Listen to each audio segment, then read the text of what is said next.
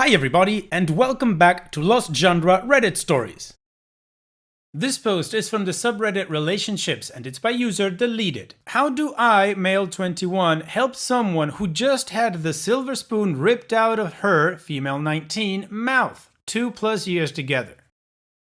So some of this is just to get stuff off of my chest. My girlfriend just got completely cut off. She just went from getting a large monthly allowance to nothing. Meanwhile, she has rent due next month. Her personal savings will keep her afloat for a few months, but reality hasn't sunk in yet. I live with her and we split utilities, so that softens the blow a bit. But she is fully responsible for rent, because half the rent in this place would quite literally be my monthly income. Thankfully, she has options. She is well liked by my parents and they've said that we can both move in with them, but she refuses to do it. She refuses to change her spending habits and on her current trajectory will burn through $50,000 in savings in less than 6 months. I love this person, but I'm starting to see how divorced from reality her upbringing has allowed her to be. The worst part is that I feel partly responsible. I've allowed my girlfriend to spoil me rotten. We've been living an upper middle class life as college students. I certainly wasn't complaining. The only good news is that she has amazing credit, but if she doesn't adjust her lifestyle, it won't be that way for long.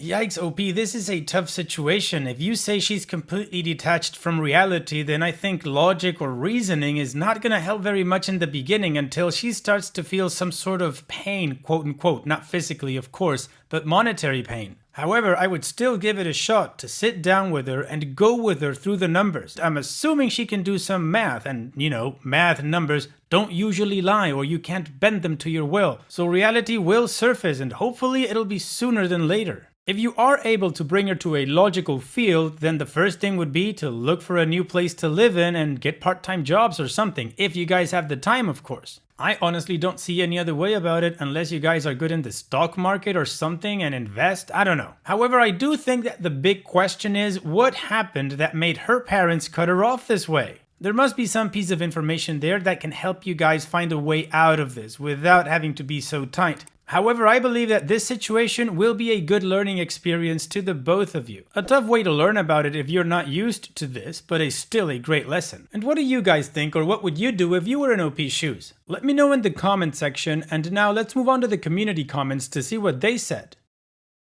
Janicia says she probably assumes that her parents will resume funding her lifestyle before she runs out of money, which is probably not a terrible assumption. You should start paying rent to her. You can't afford your actual share of the rent, but if you're going to live in her apartment, you should pay something in rent. Or you should tell her that since you can't afford to pay the rent, you're going to move somewhere that you can actually afford. Be a good example rather than part of the problem. You should also scale down the spending that you do together. Again, don't be a part of the problem. You can sit her down once and tell her that you're really worried about her unsustainable financial trajectory and you would be happy to help her figure out a budget. But once you have said your piece, you have to let her make her own decisions. Nagging doesn't solve problems.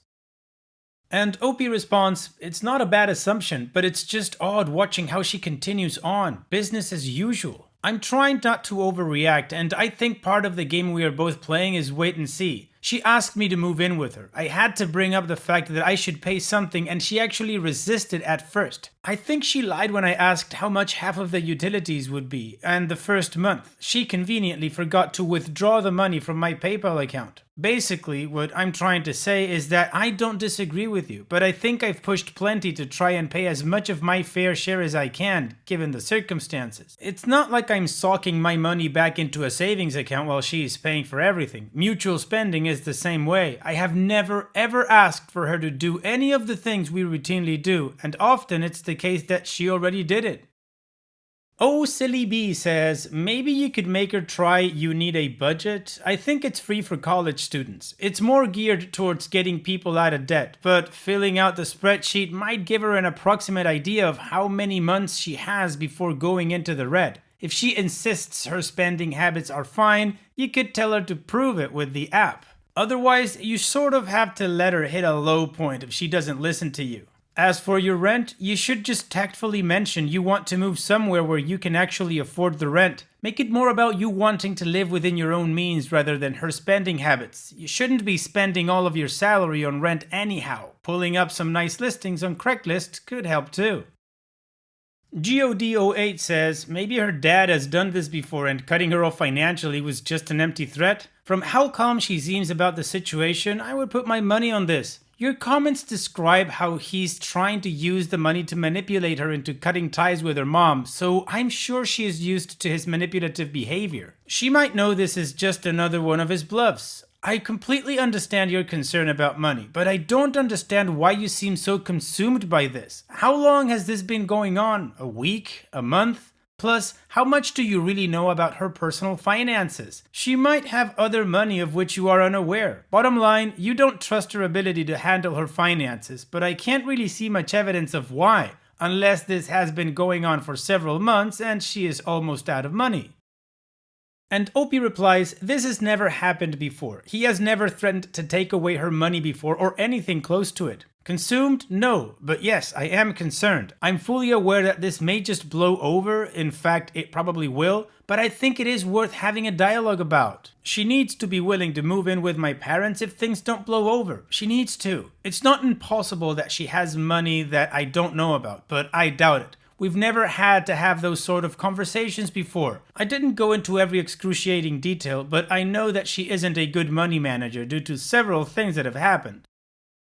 Additional information from Opie's comments. She is a full-time student and has never held down a real job before. Real being not working in some way for her parents. Her income is zero, so there is no splitting stuff evenly. I've tried to talk about it, but it's not an experience I'm familiar with. It's funny how when you have a lot of money, there's no need to talk about it. I'm not going to abandon her or make ultimatums. She is responding with apathy about it at this point. I'm not worried about it. What happens, happens, and it's hard to break through that. She has savings, but she just doesn't seem to get that they are going to run out.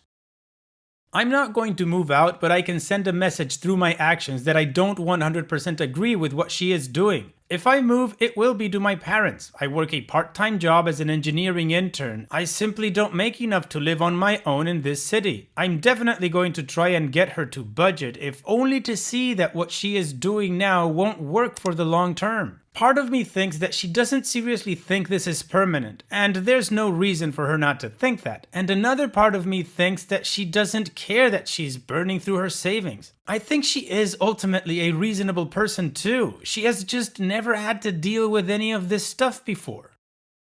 The rent is very high. A part-time job is not going to help her too much. There are definitely areas where she can cut back though. I mean, we go out to eat and to movies occasionally. We eat organic as much as possible, and she spends a significant amount on clothes, beauty items, services for herself, and to a lesser extent on me, and clothes, toys, food and medicine for our dog. As I said, I know where and how to cut back. It's just a matter of getting her to do it.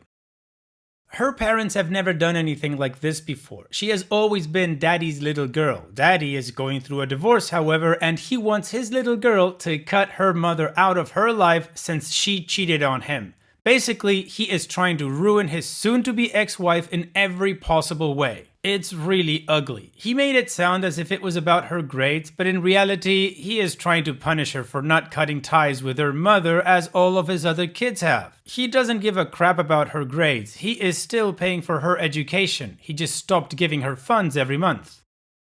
Now, her father was the victim of being cheated on, but it's pretty low for him to punish his daughter because she still wanted to talk to her mother. However, I know this guy well enough to know how much he loves his daughter, and even though I'm not a betting man, if I was, I would be willing to bet that he caves sooner or later. Alright, well, the community came up with some pretty good and practical advice for OP and his girlfriend to face this situation, and I was also able to get a lot of context to understand the whole background that wasn't given in the original post. So now with all of this, let's move on to the update to see how this story ends. So, we had a nice pillow talk last night. As suggested by a few people in my initial post, I decided to take the long view and I decided to suggest she set up a budget, but most importantly, I decided to express how I felt totally honestly. Paraphrasing, I said, I feel like you're not concerned about this situation and I don't really understand it. You know, I'm the sort that immediately takes action on things, and I know that you're not that way, but usually you express something to me about it. I feel like you're too apathetic about this and it bothers me. I'm afraid that you're in shock and you don't know how to handle this. If you honestly just need space on this subject or aren't ready to deal with it, that's fine, just let me know, I get that. However, when you are ready, I really suggest you make a budget, with or without my help. You could use this as an opportunity to work towards a situation where you don't have to worry about your father being manipulative. Her response was basically, to be honest, I'm worried, but I'm trying to wait it out and see if he will go through with it. I talked to her brother's name and he told me that dad hasn't actually done anything. It has cut me off and that dad is pretty upset at himself about how he handled it. I'm still angry at him and maybe it makes me petty, but I want him to come to me about this. I will definitely take you up on the offer to help with the budget though. This whole thing has shaken my world a bit, you know? Something that I thought would never happen, happened. One minute I'm thinking about hiring a cleaning lady that will come more often, and the next you're talking about us moving in with your parents and paying them by cleaning their house. It's like, wow, that's a crazy role reversal. My confidence in my father is sort of shaking. I think I was so apathetic because of that. So fast forward to the following morning, and shortly after breakfast, to my pleasant surprise, she said she had gotten YNBA, You Need a Budget, and asked me to go through everything with her. In short order, it was really clear to her that things needed to change a huge amount, and it clearly wasn't a pleasant experience for her, but she stuck with it. After we were mostly done, we took a break and went to go run some errands together. She was pretty quiet in the car until she decided to call her father. The conversation was quite personal, but as it turns out, he really didn't want her to cut her mother out of her life. It seemed he just wanted acknowledgement from his children that he didn't fail them by divorcing her. He grew up in a place and time where divorce was frowned upon. He told her that an hour after he told her she was cut off, he changed his mind and that he wasn't going to go through with it, regardless of whatever happened between them. As you can imagine, she cheered up considerably after the whole thing and became her usual bubbly self. So when we got home, I felt the need to have another conversation, and it seemed like the appropriate time. Paraphrasing again, I said, this whole situation has got me thinking about our relationship with money as a couple. It's odd because it isn't something we talk about at all. I like sharing a space with you. I love holding you while you fall asleep at night. I love tickling you awake with my nose. I love you. I will love you, here or in my parents' basement. However, you know that I can only afford one of those two places. I guess what I'm saying is that I don't want our relationship to be based on stuff, and I want you to understand that. You've spoiled me over the last 14 months, but that's not our relationship. Maybe there comes a time, for whatever reason, that you don't want to sort of support me anymore as you do, but you still want to be in a relationship. Maybe you feel like our financial situation creates a power imbalance. Whatever. What I'm trying to say is that I want you, not the lifestyle. If you ever feel the need to move to a place that's cheaper, a place that I can contribute in a fairer way, that's fine. Just as long as we live together, I'm happy, even if that is in my parents' basement. Her initial response was something bewildered. Are you trying to say you're not happy here?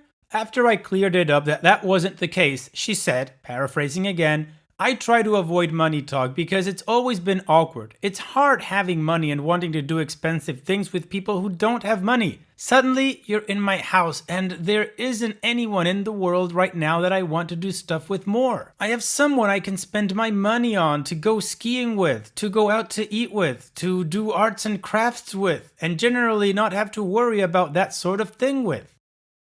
As far as the living expenses go, it's not like I would be living anywhere else if you weren't around, so that's not really relevant. I like spending my money on you. The key thing is, it's my money. I should be able to do anything I want with it, including spoiling you, as you say. As long as you respect that boundary, that it's my money, it's not something we have to think about. To be honest, it was weird when you asked me to create a budget, and it sort of felt like you were about to cross that boundary, but you handled it well. I felt like it was my choice the whole way, and that motivated me. This dovetailed into another discussion about the budget, and to be perfectly honest, she softened it significantly, but she kept many common sense cuts. I'm optimistic that this is something she will stick to. Now, she's certainly right in saying that it's her money, directly lined from her father. Sure, she didn't earn it, but I'm not going to judge or fault her for that. It's a very different situation to many other people, but that's the world she lives in. So I'm just trying to approach it as a gift. Nothing more, nothing less, and I should treat it as such. Id est, not feel bad about it, but never expecting it. Well, OP, I'm gonna count this as a happy update. Considering money has never been an issue for her, she's never had to think about it, I think it's a positive thing that she wanted to do a budget and actually saw the reality of her life. So hopefully she just never loses this grip or benchmark from this experience. All the best to you both, OP, and thank you so much for sharing. Take care. Now, let's move on to the next post. This post is from the subreddit Malicious Compliance, and it's by user StarsBear75063. Is this what you want? Fine, the customer is always right. I drive for Uber in the Dallas area and I received a ride request. I picked up the gentleman and it was a good ride. About 5 minutes in, the rider asked me what was in my rearview mirror. I told him it was my interior cam. He got mad and told me to turn it off because he didn't like such surveillance. I reminded him that the Uber app would have said there was a video recording. There are also signs on the door. He could have declined to book the trip if there was a problem. It escalated when he yelled, "You better turn that damn thing off or else." Or else? I asked. Yes, was the reply. Turn it off or stop this trip.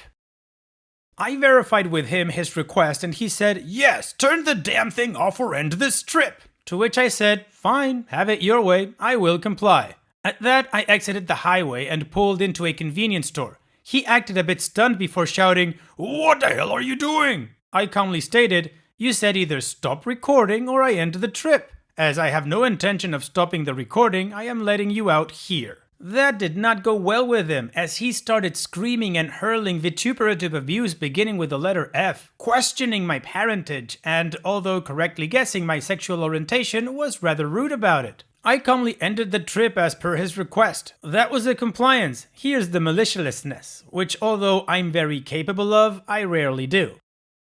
When ending the trip on the app, I gave him a 1-star rating as we can't give a 0. As he really was getting on my last nerve, I added feeling unsafe and abusive rider. As he continued to rant, I pointed to a police car that just pulled in and told him, if you don't leave my car immediately, then perhaps you might want to explain why not to that nice officer. After getting a few more cutting jabs and getting out, he tossed his open protein drink at my head, hitting the headrest and spilling it all over the flyboard. It was at that time that I got a text message from Uber support asking if I was alright. I said I was. They told me his account was suspended and asked if I could send the video clip to them. I said I would and also mentioned the mess. Uber support told me to just send them a picture and he would be charged a $75 cleaning fee, which I got within an hour. So I did exactly what the rider wanted, but due to his petulant behavior, he got a cancelled Uber account and it cost him $75. If he would have just left, I wouldn't have done a thing, but play stupid games, win stupid prizes. Well, OP, you said it, play stupid games, right? Thank you for sharing, OP, and sorry about your car. And it's that time that we've reached the end of the video. I hope you enjoyed today's stories. I really did enjoy reading them to you. So if you did, then don't be shy and go ahead and give the video a like. And don't forget to subscribe or even share this video with people that you might think will enjoy my storytelling. Also, if you have the time, go down to the video description and check out all the links I have for you, from our Discord community to my channel merch. And finally, I'd like to say thank you for watching. It really means a lot to me that you enjoy my videos. And having said all that, I'll see you guys in the next video.